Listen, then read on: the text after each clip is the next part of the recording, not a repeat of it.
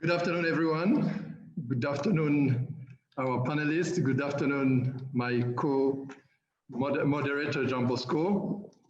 Today we have our three panelists. Let me start with Mr. Robin Bairstow.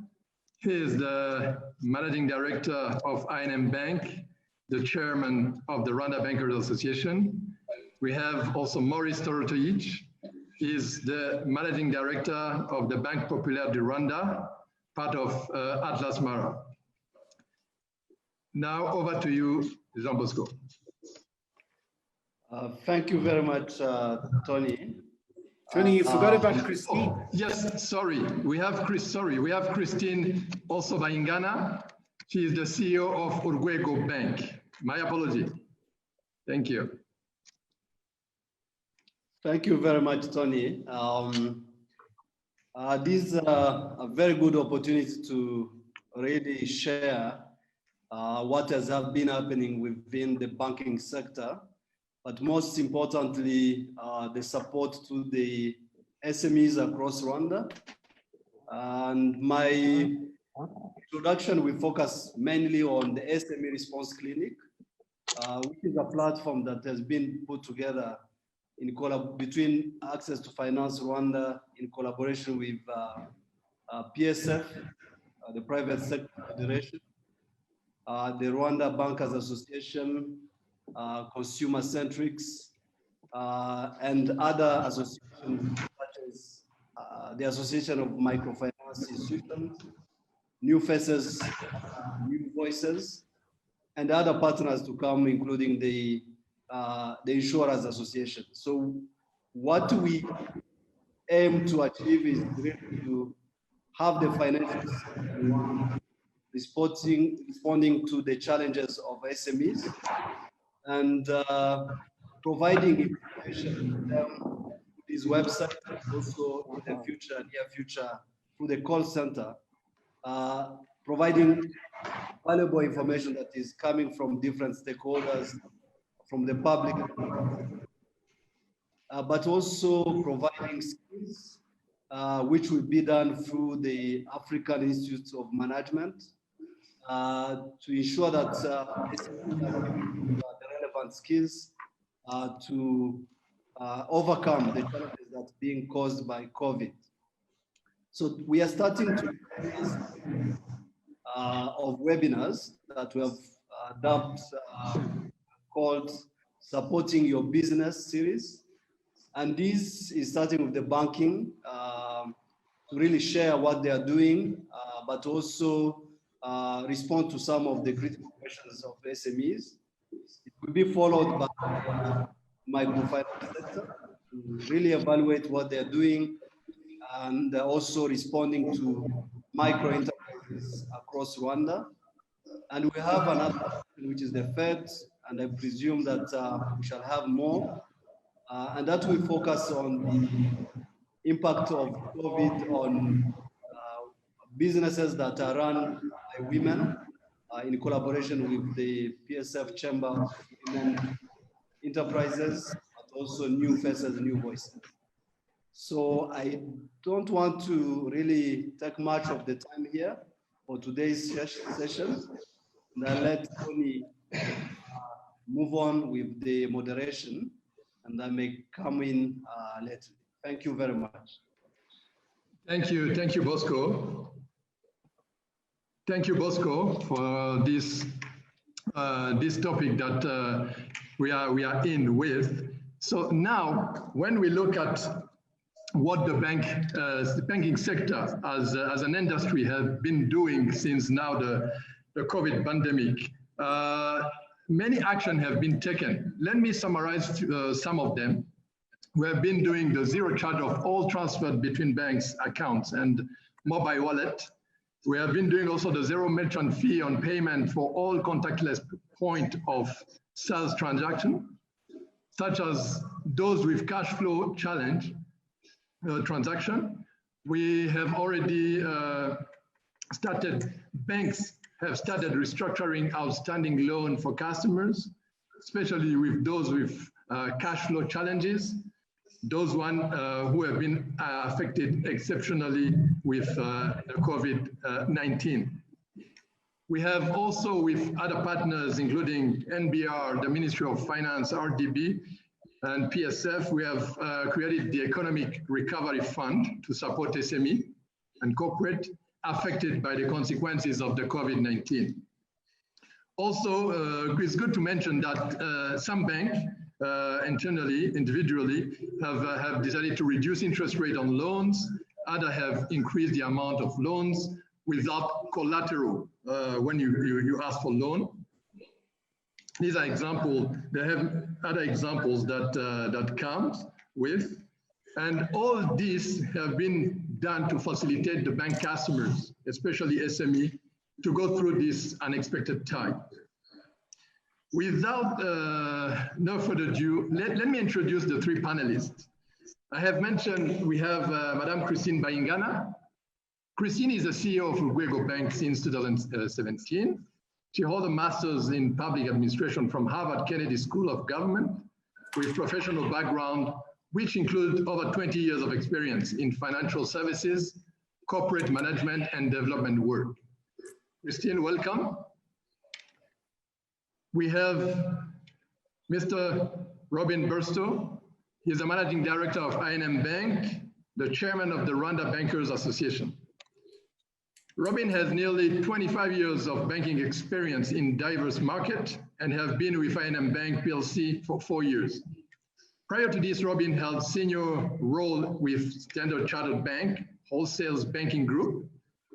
He has rich international banking experience, having served as the managing director and head of corporate and institutional banking for East Africa, based in Nairobi, and held in Zambia, Indonesia, and Uganda.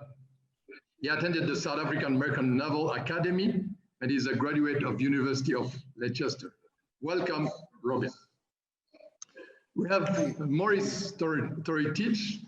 He is the managing director and CEO of Banque Populaire de Rwanda since September 2017. Prior to his current appointment, Maurice Toroitich has a similar role in KCB Bank Rwanda Limited over a period of 8 years. Prior to join KCB Group, Maurice had a 15 years career with Stanbic Bank, Kenya, where he held various senior assignments in corporate banking, retail, and credit. He is also the former chairman of the Rwanda Bankers Association, and he has an MBA from the Strasbourg Business School. Welcome, Maurice. Allow me, dear panelists, to start by asking you what your respective bank has done to respond to this pandemic, with a special focus on the SME. Let me start with Madame Christine Baingana. Yeah, thank you. Let me see, Tony, can you hear me? Yes, I can hear you.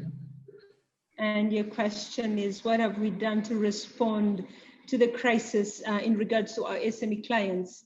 I would, in addition to everything that you have just said, I would classify what we have done in 4 areas. Our first response was stop lending for the initial 2 weeks to make sure that we consolidate the clients that we had. And then we moved into relieving borrowers' burden in 3 different ways.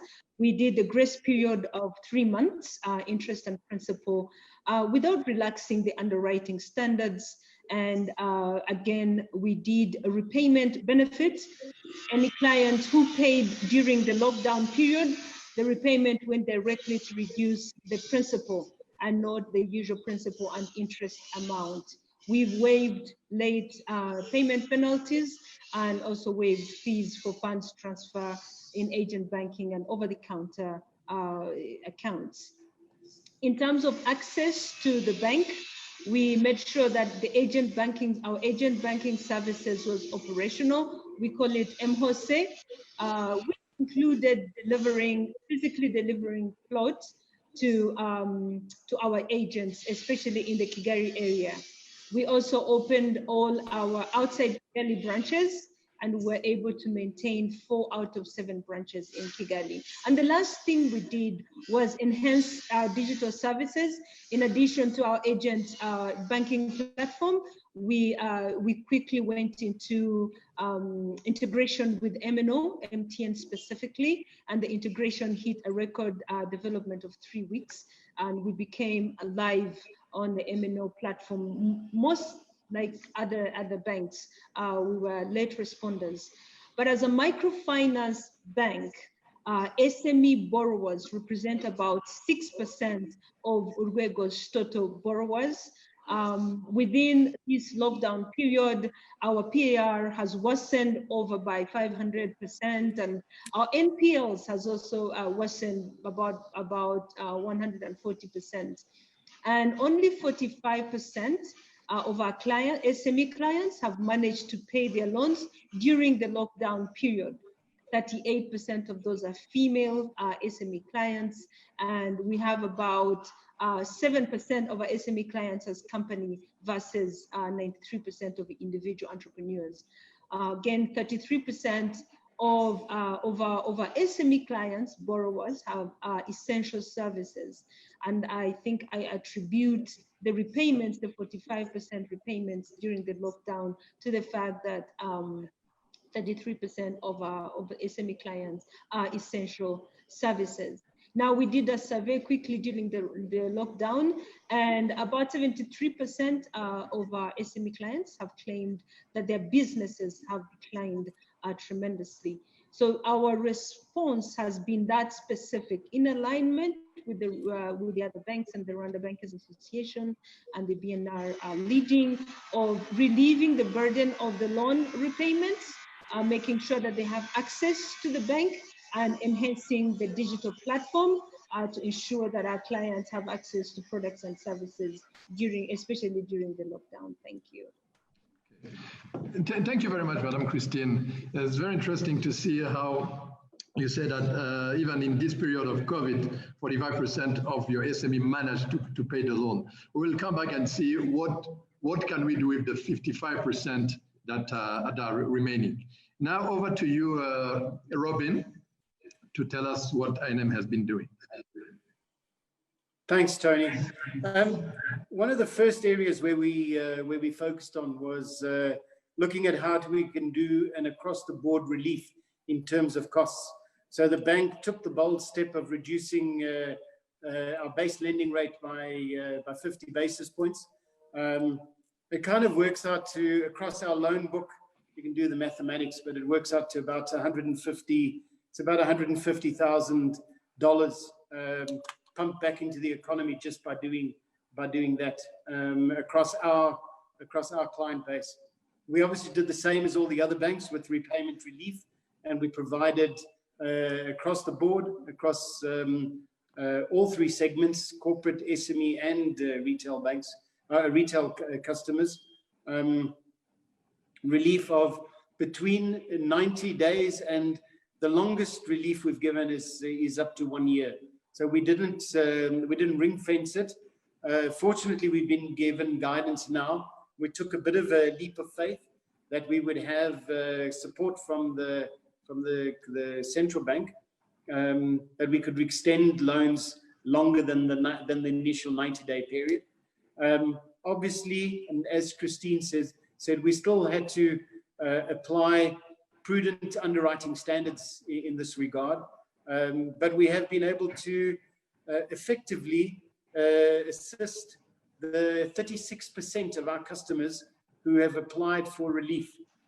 One interesting aspect in this regard is that we've had a couple of our retail and our SME customers come back to us and say, we don't require the relief that we had sought in the beginning.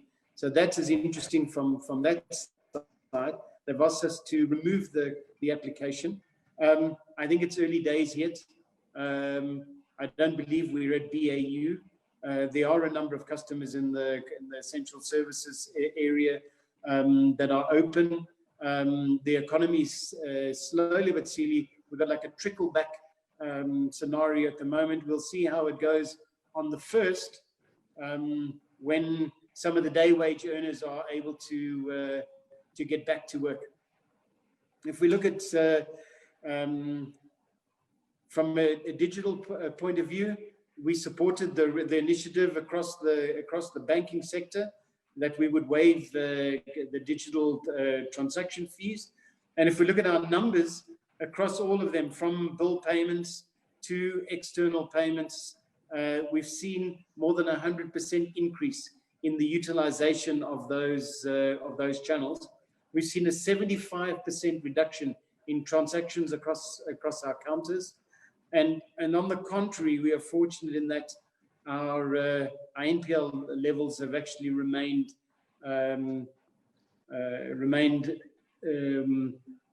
lower than they were at the end of March. But at the same time, we've seen some of the areas which are our customers, and that's the tea and coffee sectors, have been performing, and they've drawn down, especially the seasonal buying for agriculture has increased. So we've seen our loan portfolio increase significantly over the period. If we looked at providing customers with alternative methods of applying for loans or other services, we have put everything now is online. So you can apply for your debt relief, you can apply for everything that you require from the bank. Can either be done remotely via online banking, mobile banking, telephone banking, or alternatively, the forms are available on our landing page on our website, and customers can therefore transact almost digitally. Obviously, we had to do, as Christine said, we had to move quickly in the beginning because we had to change procedures. Obviously, we need to ensure cybersecurity and safety, and also prudent KYC and AML standards are taken. The last area is really the focus on what our customers can do going forward, and that's so the relief is one aspect, but there's going to be requirements for further assistance, and we are in the throes of looking to the DFIs to provide us with subsidized funding so that we can pass this on to our borrowers in the terms of relief for additional working capital, especially covering new stocks where they've tried to maintain staff levels and have plowed through their cash reserves. And we think that that's going to be the next wave, is going to be especially in the SME side, looking for funding for working capital. And we've set ourselves up for that as well. Okay. Thank you, Robin. Thank you for this great overview of what INM has been doing. And it's very interesting to see how now the increase in the digital, you said the 100%, and the decrease of 75% of transaction across account. Those are kind of lessons learned, if I may say, from the COVID pandemic, and we should really continue going forward. Thank you very much. Let me come now to Maurice. Maurice, over to you to tell us what BPI has been doing. Thank you. Thank you very much, Tony. So a couple of things, and very much just listening to my colleagues, Christine of Urwego and Robin of INM. Certainly, there's a lot of cross-cutting initiatives that, as an industry, through the auspices of the Bankers Association, and we agreed that we will do. And these basically includes the first aid initiatives, as I would call them, which was really to try and give relief to customers in the early stages of the lockdowns, given the fact that customers were not selling, and so cash flow was not coming in, and therefore their ability to be able to make regular loan installments was certainly going to come under challenge. So we were able to provide quick action around making sure that customers by by the end of April, that their April installment was actually factored into the restructure arrangements. And that meant that, from the month of April, customers already didn't have to make payments to the bank, particularly those that were hugely impacted. I mean, speaking of that, when we look at our SME portfolio, 67% of our portfolio actually applied for relief. So, I mean, we're talking about 30 billion of a loan portfolio that we have actually restructured in this way. One is to defer interest payments as well as principal payments. But one other thing that we thought was also useful for customers is that to the extent that interest was not waived, we recognized that in the end, a lot of customers would probably find it a little bit steep to be able to pay back the interest that they have not paid over the moratorium periods. And so what we did, which is something that was actually a change of our internal policy, is to extend the tail end of the payment period. So in other words, if a loan was expected to be repaid, in January next year, we would have extended it for full repayment by, another 6 months, just to spread out the impact of the of that deferment of interest payments. And I think, what we've wound up with is that a lot of our customers, when they start to pay, they will continue paying the same amount of money that they were paying earlier on. And that's really because we think cash is quite important during this period. So that's on the loan side, as a way of first aiding clients.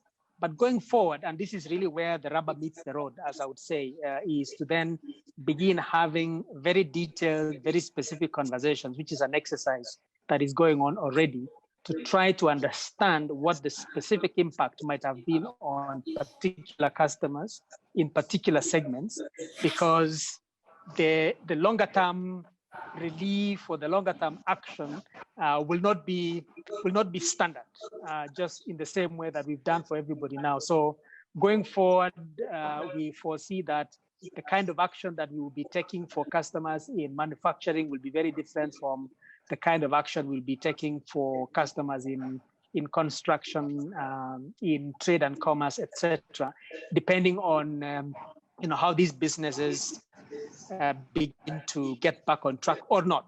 And these are the conversations that we are now having, because 3 months will come to an end, and we are sure that our customers will still continue requiring support beyond the initial relief period. And that support beyond the initial relief period will be very much dependent on the specific circumstances of each client operating in a particular segment of the economy. And that's an ongoing exercise that is taking place now. And just behind that, because of course, our customers are not usually only interested in borrowing money from the bank. I was saying, we have about 60,000 SME customers, and only about 5,000 of them borrow, which means we have 55,000 of them that still look up to the bank to facilitate payments, to facilitate their trade on a day-to-day basis. And so we were very fortunate that we had been in a process of digitization, and our modern upgraded mobile banking and internet banking system has come in quite handy, because our customers can be able to process their payments either from business to individuals or business to business through either the mobile bank or the internet bank platform. And I think that has been quite successful. As a matter of information, what we've actually seen is that when we look at the transactions processed in the month of April in the whole bank, 60% were actually done through digital channels. That means mobile banking, internet banking, ATM, if you call that a digital cash vendor, and our agency banking platform, that we now are operating across the country. So the transition from over-the-counter brick-and-mortar type of face-to-face transactions into our digital platforms has been quite phenomenal. And we believe that our customers are able to process their transactions quite conveniently today. And like every other bank as well in Rwanda, we took the pain of not levying fees on digital transactions. So even though volumes of transactions migrated from the counters to the digital platforms, quite substantially. That did not mean anything really in terms of additional income to the bank. As it were, it's really what you would call the support that we had to give to our customers to be able to migrate to those digital spaces. And it's in addition to direct money that we have contributed to COVID-19 relief programs. This is in fact quite a direct cost that the bank is bearing during this period, and we believe that it is worth supporting our customers in that sense. Yeah. Okay. Okay. Yeah. Okay. Okay. Thank you. Thank you very much, Maurice. It's interesting to see, how many SMEs you are dealing with, 30,000, and you said 67% from them apply for relief. So it's something that really it needed to be taken care of. Now, I've been talking to SMEs and really to put my shoes in their shoes and ask them what really will be a question that you may want to ask specifically to our three panelists. So then one question that has been selected, and it goes as follows. While there is much expectation on the role of banks and in SME recovery and salvation, when SME are seeking support from banks, knowing that soon bank will get access to an economic recovery fund managed by NBR, and knowing also, like as Christine mentioned, 45% were eligible for loan. What about the 55% now? So the question is now, what are the common mistakes by SME that will make them ineligible for support from banks? Over to you, Christine. Well, unmute. So yeah, that's a really interesting question. Access to finance is a key constraint to SME growth, and it is the second most cited obstacle facing SMEs to grow their businesses in developing countries or emerging markets, according to the World Bank report. And so there are two good news in this scenario. The first good news is that the government has decided to address the constraint through the recovery fund. The second good news is that traditional funders like banks have rigorous criteria to determine suitability of the SME borrowers. So when you put those two good news together, you will not completely eliminate the mistakes that SMEs make. And so the most common mistakes that SMEs will make that will disqualify them from accessing the support, they can be classified under two scenarios. I will talk about pre-COVID performance and then post-COVID performance. When you go to pre-COVID performance, SMEs might assume that because it's a new era, post-COVID-19, access to discounted funds might lead to improved performance. This is a mistake that most SMEs might make. The bank will need to assess if the actual fact of COVID-19 simply did not accelerate the poor performance that the SME, that the company already have.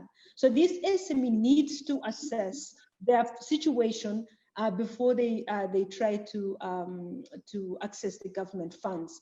Because looking at the government recovery fund as merely a redemptive solution, it could lead them to that SME being disqualified, even if or when the company is an essential business. So pre-COVID performance is a key element in deciding who is eligible for this discounted fund. And it's going to be on, the onus is going to be on the banks to educate and assess these SMEs in identifying that. Now, when you go to scenario number 2, post-COVID-19, let's assume that this SME has been doing well and COVID came in and disrupted everything. They would still make mistakes. And I would just look at a few of them. One is inadequate information. The SME providing inadequate information about the business, about the effect of the crisis on the business, on the inadequate information on the alternative supply chain or current demand. just because you sold X turnover before the crisis, if you assume that the turnover will be the same post-COVID, that could be a mistake that will disqualify that SME. Inadequate information has always been a deterrent when dealing with this kind of loans. Number two, we have seen that there are complications in understanding business cash flow. Some SMEs will either under or overcapitalize their businesses during loan applications without clearly understanding the effect that it's going to have on either their personal cash flow or the business cash flow. And so there's a bit of education that needs to go in there. The third mistake is a false assumption that the recovery fund is a gift from the government, a resource that is coming to revamp their businesses only. We need to ensure that the SMEs understand this fund will need to be paid back. It's discounted, but it will need to be paid back. So leading to SMEs' failure to create a business case for this fund may disqualify them. The money will need to be paid back. It's not a free gift. It's a discounted loan. And the last one that I probably would look at in two categories. One is that SMEs might be tempted to venture into new businesses. A new business line, most probably looking at an essential business line and thinking, okay, I need to go into there, please give me working capital. I will add this business line, I will add this product without prior knowledge of the business or without prior knowledge of the good or the service, and without the capacity to run that new venture, that new line, in addition to the existing one. So that lack of relevant resources that will support or back up that line of business.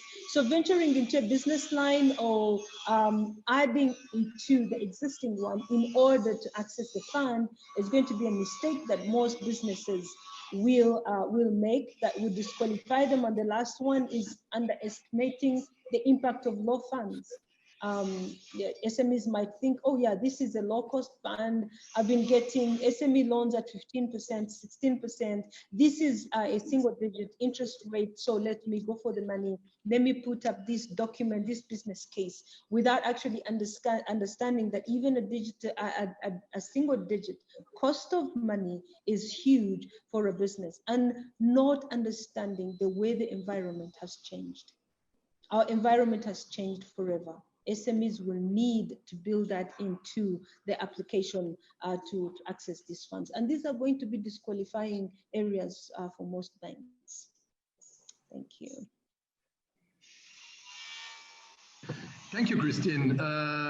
What I'm just retaining especially is that you said the environment has changed forever for the SME. And they really have to reconsider what they have been doing and the way they have been doing it, and especially to get the right information. And I think that's even a good opportunity to mention here the SME Clinic website. The objective of that website will be really to give the right information on different portals where we get information from, let's say, the RDB, from the banks, from where we put all the information together at one website for the SME. So please, SMEs, we hope they will take advantage of that SME website. Thank you very much, Christine. Let's go over to Robin. So are we still focusing on some of the common mistakes Absolutely. that are made? Absolutely. I think some of the even more, Christine gave some really clear answers, and they cut across the business no matter what size they are, whether they're micro, small or medium businesses. Remember that this is the employment of more than 50% of our population is through this sector. It's key to the economy, it's key to our growth, it's what drives private consumption expenditure, it's what drives the growth within our economy. I think some of the mistakes that we're seeing, and I've been listening and reading up on what they've been doing in other markets, in terms of that the new normal has been is the the phrase that has been coined most of late. And it's looking towards how are you going to serve your customers in this different environment.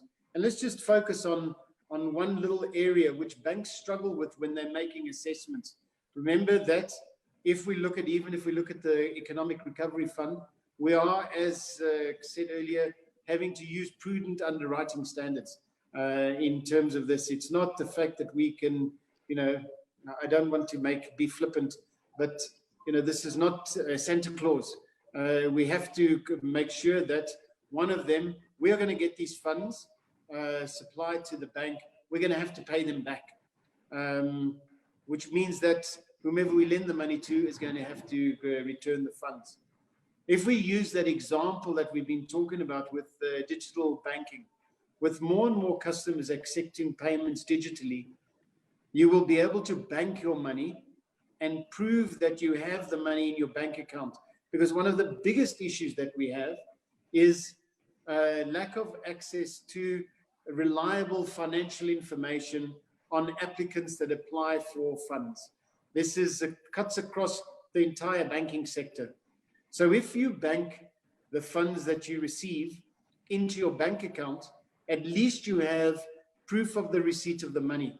If you take the money in cash and use that same cash for your purchases, you don't have evidence of the good evidence of the sale. The other one is commingling your business account with your personal account. And there's a lot of people who trade using the same accounts, and it just makes it more difficult for the bank to assess the creditworthiness of the borrower at the time. We talk about borrowing customers, but there's a number of customers that have not been borrowing up to now. As there's figures, and we have similar statistics in our bank, and I would imagine it's across the board, that less than 30% of your SMEs actually borrow from you. Some of the SMEs get by with the own funds. They invest in themselves. They're going to family and friends.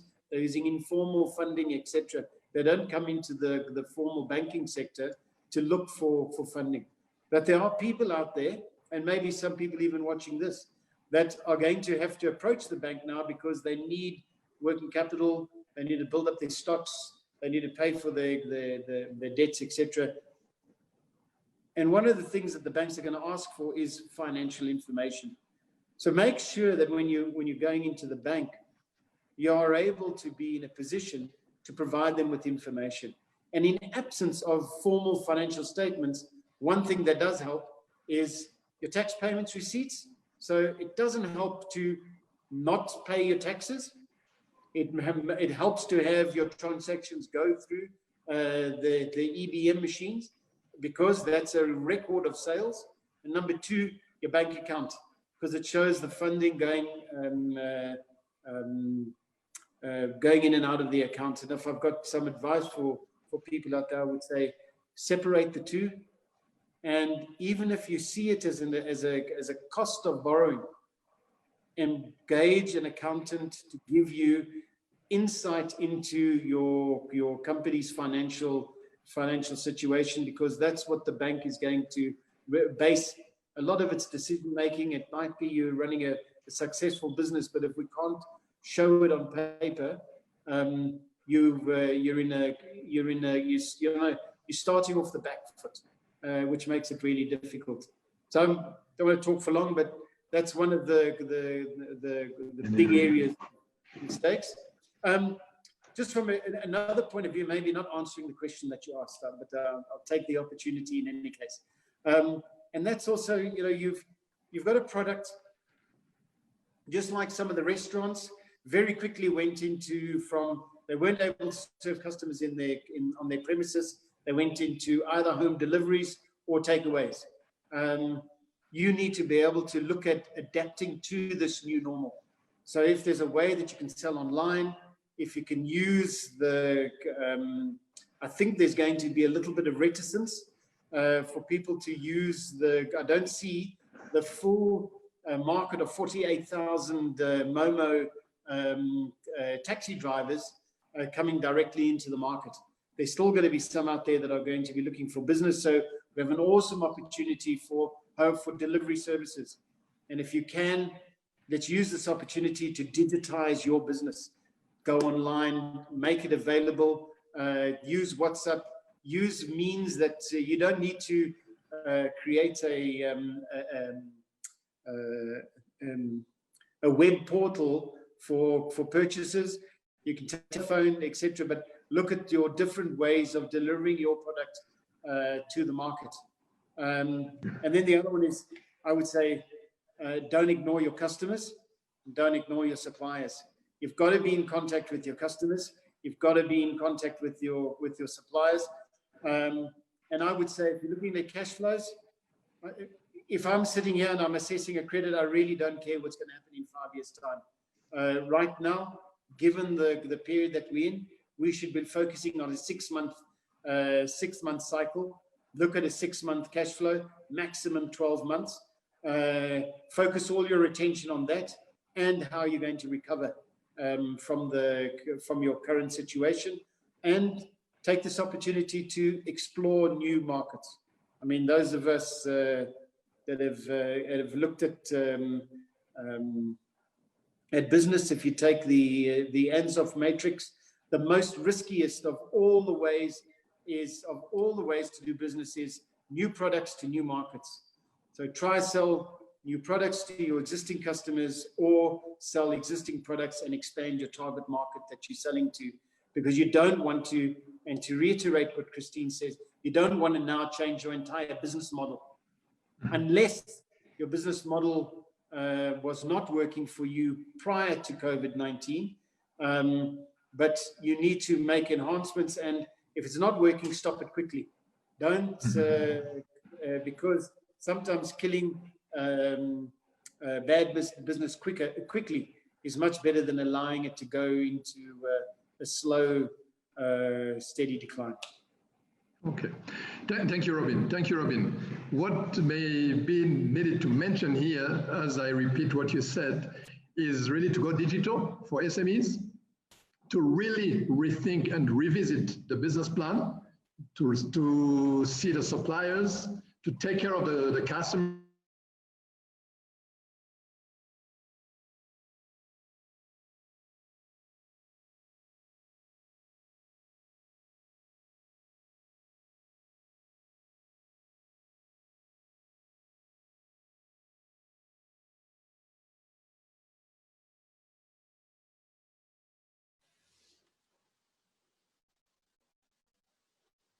Sorry, lost you, Tony. Or is it me? No, it's not just you. Same issue here. Okay. I think we lost him completely. Yeah, he's gone completely. Yeah, might be trying to. And we've lost Robin as well. Yes, we lost Robin as well. Yeah. So just you and me and Daniel. I see Daniel is there. Yeah, she is well. Yeah, Robin is back. Okay. Robin is back. Yeah. I lost my internet feed. Yeah, we probably are running out of time. I don't know if Maurice, you want to go ahead and share your thoughts on the question: what common mistakes SMEs would be making that would make them ineligible?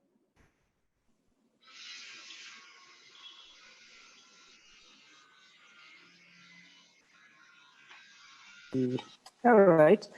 I think let me just add a few additional thoughts to the comments that you have made, Christine, and what Robin just said. So one thing is clear that yes, he's responsible.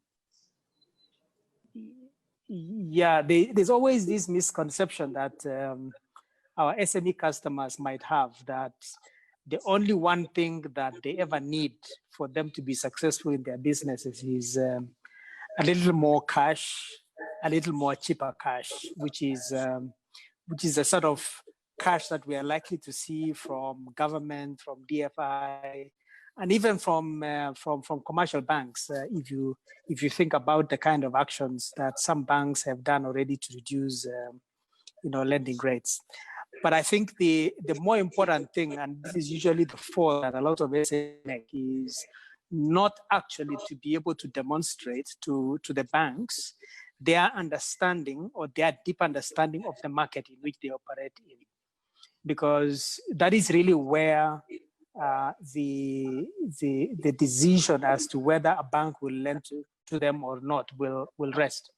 Because an SME business today with some additional cash, but without a clear understanding of where they are going to trade, who they are going to sell to, and how those who are going to buy for them will pay them, is actually more important than having access to the cash today. Because once that is demonstrated, whether it is a bank or a private investor or an angel investor, they will be able to put in the money because they can clearly see the market chain of where the sale is going to be made to and how the payment is going to be received. So I think I would encourage, and I think a lot of banks are already doing a lot of things to help SMEs to just make sure that they have a deeper understanding of the market in which they operate in, to avoid a Me Too kind of a venture exercise, that because someone was successful in developing something, therefore it follows that there is a market there, and therefore the only thing I'm lacking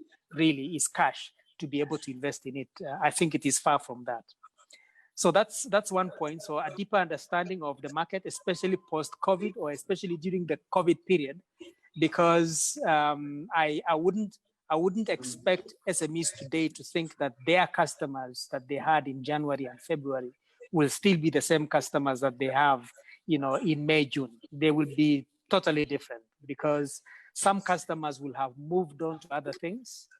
Some customers will have probably discovered something else that they must be saying, oh my God, I wish I discovered this earlier. And therefore, they are no longer customers of a particular SME because of what has happened. And so if an SME today is still banking on that particular customer to make their future business, that could be a very big mistake. And I think, this is the time for SMEs and indeed any other business to relook at who it is that they call their customers really, and whether they are still there, whether they are still buying, what they are selling. And if not, then it's about time, as Robin said, that they move on to where the cash flow is today. So that's point number one. The point number two, which to me I think is pretty much related to what I said earlier on, is that many times it would appear as though it is banks that are only concerned about business risk. I would encourage SMEs as well to have their own internal ways of managing their own risks. Basically asking the question, if I am selling, 20% of my goods to a particular customer, what if that customer faces a problem? What happens? What if they don't pay? What happens? And what if I have borrowed 60% of the money that I need in my business and my business goes down? What happens? How do I pay back? Because I think a lot of customers take a lot of risk, very optimistic for good reasons. They're entrepreneurs, that they actually don't see anything wrong happening. And I think that is usually one mistake that a lot of SMEs make, to believe that nothing can go wrong and therefore take very huge risks in terms of, applying their own money into the business that they are running, but also pursuing a certain business agenda that looks quite lucrative, but in fact very high risk, because if it goes wrong, they have nothing else to hold on to.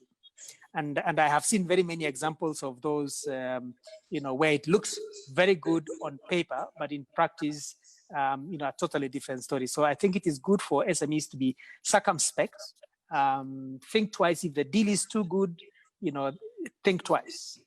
Because sometimes, when small businesses borrow money and they take huge risks, they also lose big time. Okay. So that's the other perspective that I would call into that. And then lastly, and I think this is very important for SMEs to understand that having a problem is not condemnation to failure. And very often I find that business owners take too long to acknowledge that there's a problem and continue putting up a face of strength, putting up a face of resilience, when in fact the ground on which they are standing has already shifted. So I think letting the banks know early in time so that banks can be able to respond early by providing support solutions really improves the chance of a business coming back on track. And I think there's one always big mistake for SMEs to think that banks would not be able to take in such news. Far from it. We actually believe that the earlier we get to know whether a business has a problem, the much easier it is for us to be able to support those businesses to come back to life, as opposed to when we only get to know something has gone wrong way too late, when there's nothing that can be done, to help businesses. And so during this period, I would encourage, SMEs as well to approach their banks, look at the problems that they are facing squarely, talk in detail about what is going on, about their markets, about their cash flows. If they have used original cash flows to do other things, as SME business owners would usually do, when times are good, cash flow is good, and there's always a temptation to build one house or another. And I am told that they do that because banks like security. So that's a misconception, because cash flow in a business is quite critical. It is not the property; it is the cash flow that really helps a business to manage through difficult times like we have now. If a business does not have any cash flow today and they have property, banks are not likely to lend to them. But if a business has cash flow today and they don't have property, I bet you that banks will actually lend to that business, because it's not about how much property the owner can give as security for them to get a loan.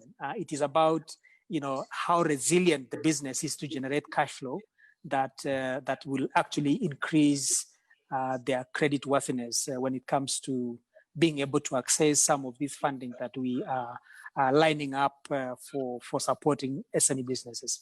And that's a basic business practice that sometimes it means giving up very short what looks like very big gain for long-term growth. I think businesses are in a race, in a marathon race, rather than a short sprint of making quick money quickly. It's really about being consistent, staying truthful and consistent in the business that the SMEs do, and just making sure that the cash flow they generate gets reinvested, is available to support when times are hard, such as the times that we are looking now. And I believe such businesses will always find banks being able to support them at any time in their business life cycle. I thought I would just add those few perspectives to it. Okay. Thank you very much, Maurice. My three takeaway is, you talked about risk. They have really to re-evaluate the risk that they are taking.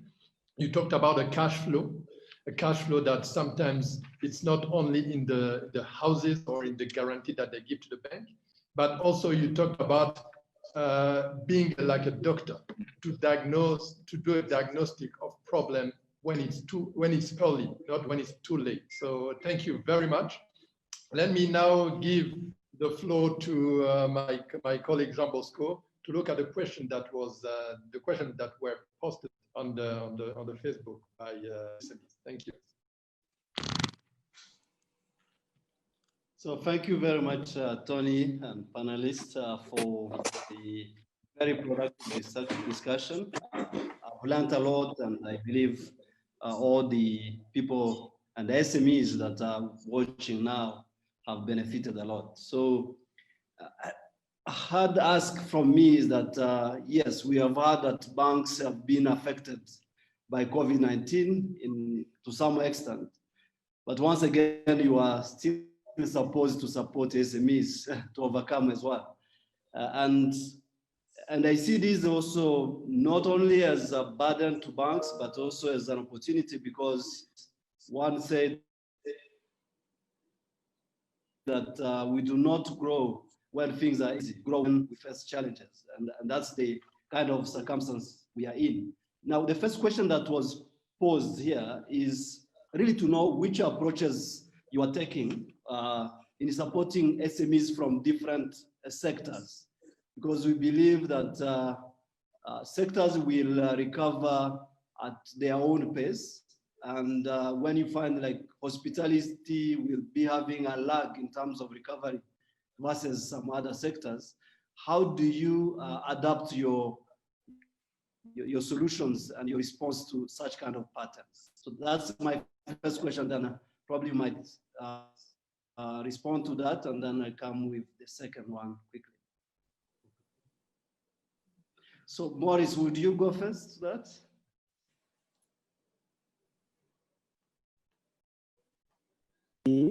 All right, look, very good question, Iachu. And, you know, indeed, I think the person who asked that question obviously made a very good observation that different sectors, first of all, will be affected by COVID in a different way. On mute. Really? I'm actually not. So we can hear you now. You can hear me now? Yes, yes. That's perfect. Okay, cool. Yeah, right. Yeah, so I was just reiterating and agreeing that different sectors will cover differently, will be faced with different risks and challenges during this time. And so I alluded to it, you know, when I spoke about some of the things that we are doing, for example, in BPR today, that we are having those individual customer-to-customer engagement, because again, I mean, even inside a particular segment, customers are very different. There are those customers that are heavily, you know, indebted with long-term type of loan commitments. Some have shorter-term, you know, credit facilities. Some have a much larger, you know, capital structure in their business. Others don't have. So, you know, very different. You know, if you look at hospitality, you know, you have different classes of, you know, of businesses in the hospitality sector. You know, each one of them, you know, will have a different, you know, impact coming out through these COVID-19. So the approach that we are giving presently is to have those individual conversations with clients to really understand the very specific situations related to a particular client.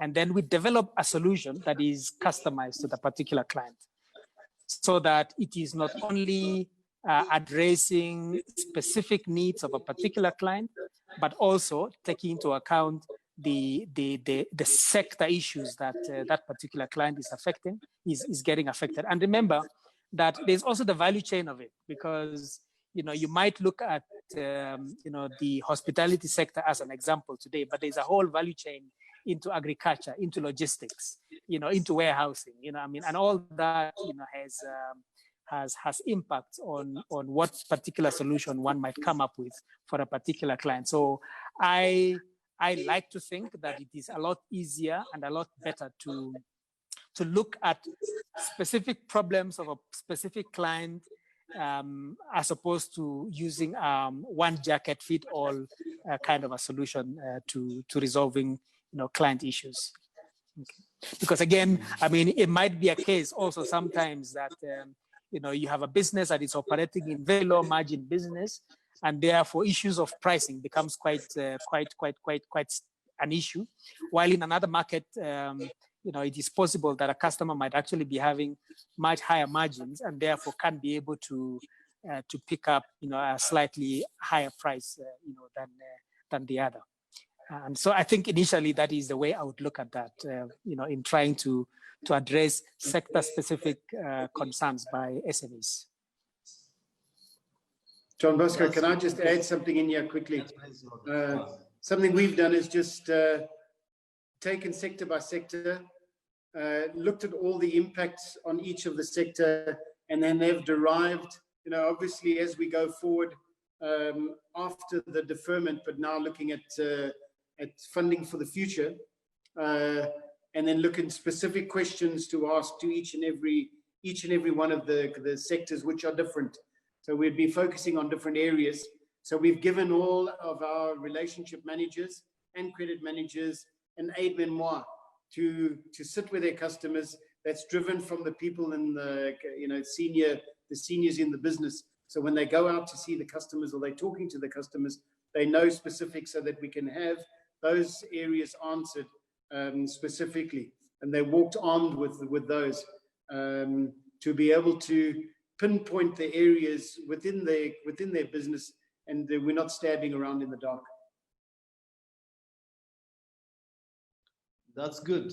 Thank you, Robin. My next question is to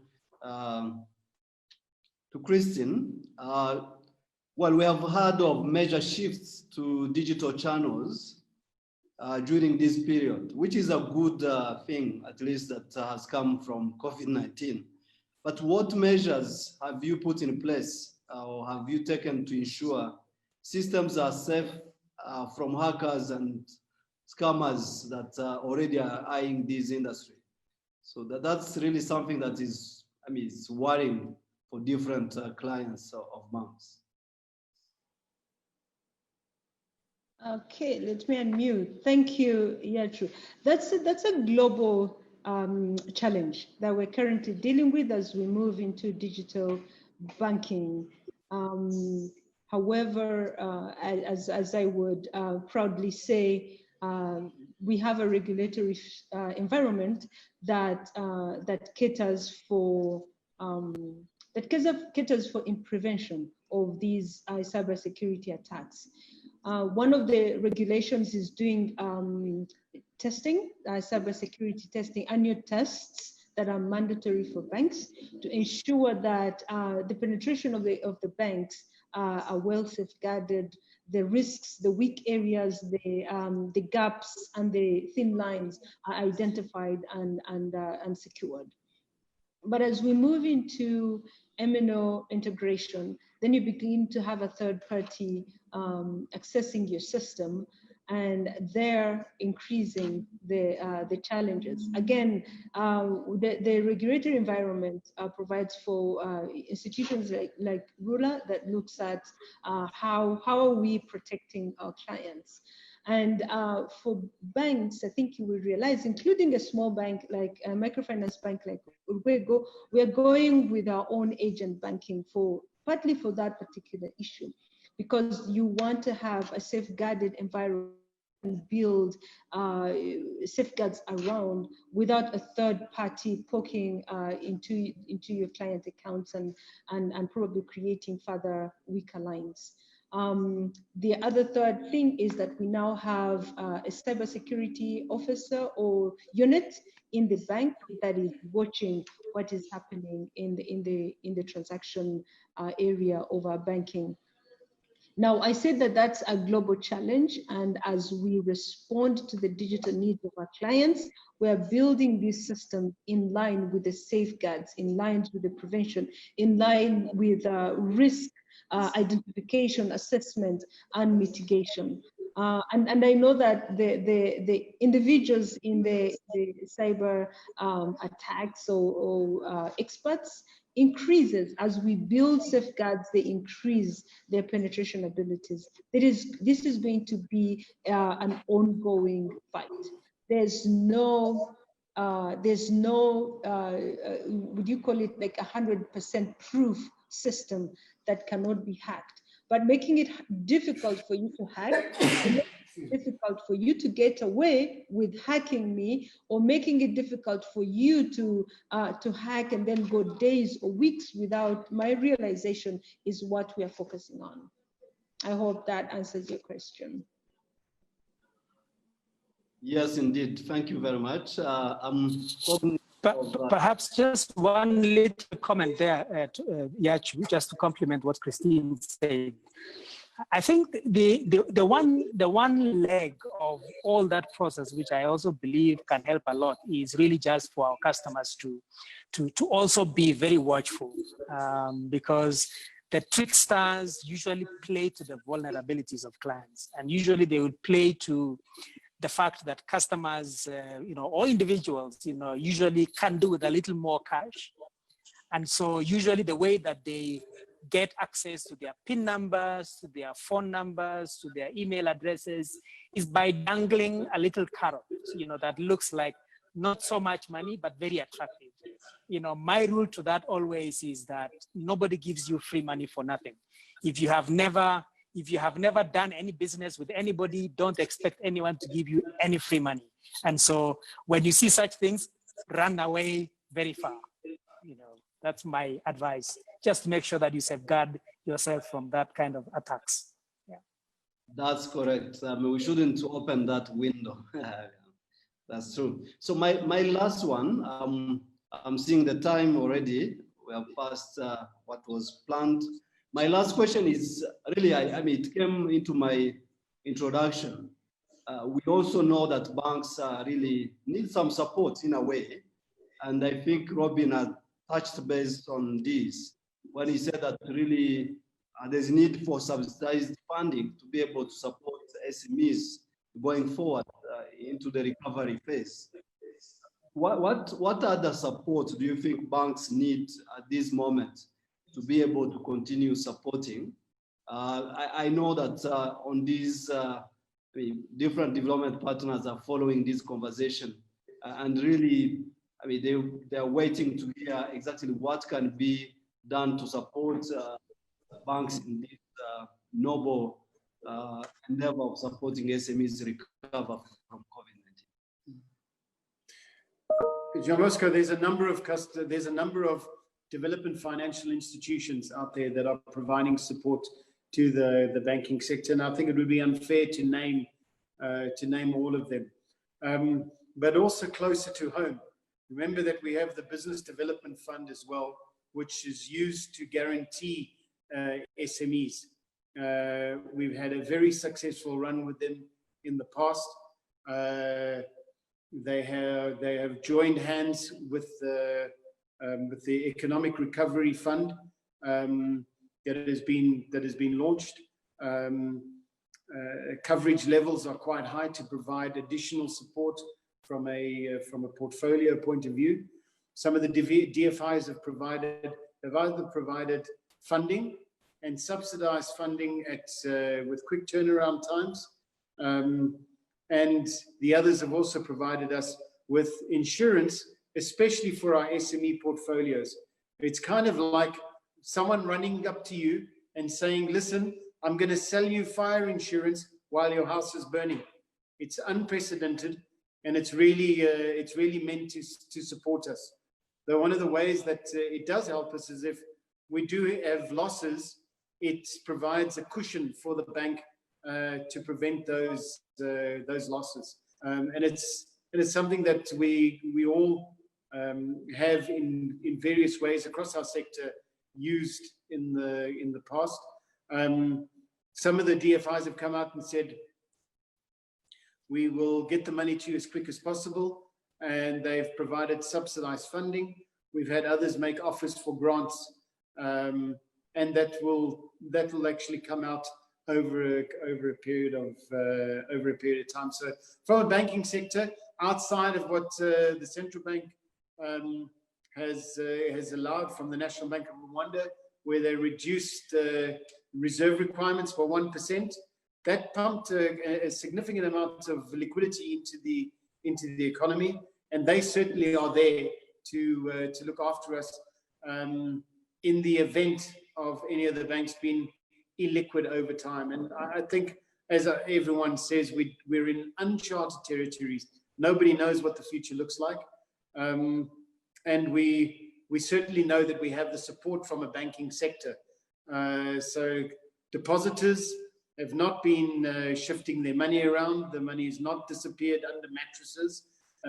Everyone understands, and I think because of the quick action that was taken, the National Bank taking action quickly to send a clear message out to the market is really important.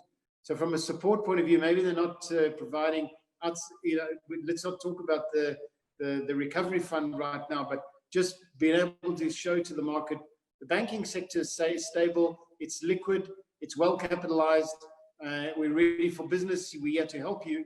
I think that's as important as getting subsidized funding to provide to the SME sector, to have a stable banking sector. Can I quickly just talk about two things which were raised in the other question, and it comes up from time to time. We've got SMEs watching this program, and I just want to touch on it very briefly. Diversion of funds. Oftentimes, bank fund customers for one reason. The SME doesn't talk to their banker and uses the cash for something else. When they need to repay the loan, they come back and say, "Oh well, I don't have the money anymore." It's the number one reason for banks losing confidence in their customers. And the other one I want to talk about quickly is, just like the banks, and I spoke about the banks buying insurance for their portfolios, customers' lack of trust or reluctance to insure capital goods. If you can't afford the insurance premium, then you can't afford not to be insured. That's something I learned very early on in my career, and I've used it in my personal life as well. We had an incident recently where a customer came to us and asked us, "We don't want to do comprehensive insurance, we just want to do third party." And we reluctantly said yes. What happened? 1 week later, his vehicle caught a light and he could not make his loan repayments. It's just, you talk about mistakes, guys, please, at this period, it's important. These two areas are important, specifically that one on diversion of funds. It makes your bank lose faith in you. And if you don't have a trust relationship with one another, you can't build further on it. Yes, thank you very much, Robin. Sorry, I had to get that one in there. That's a good one. Thank you. Thank you. I'm just looking at Tony. We should have made this a 2-hour conversation. But this is the first one in a series of many to come. So allow me really to thank you all for your support in organizing this fruitful discussion. I want to thank the SMEs that are watching now and have had some good insights from you. I thank the panelists and thank my co-moderator, Tony and RBA, and other stakeholders that have been behind this, consumer-centric, PSF and others.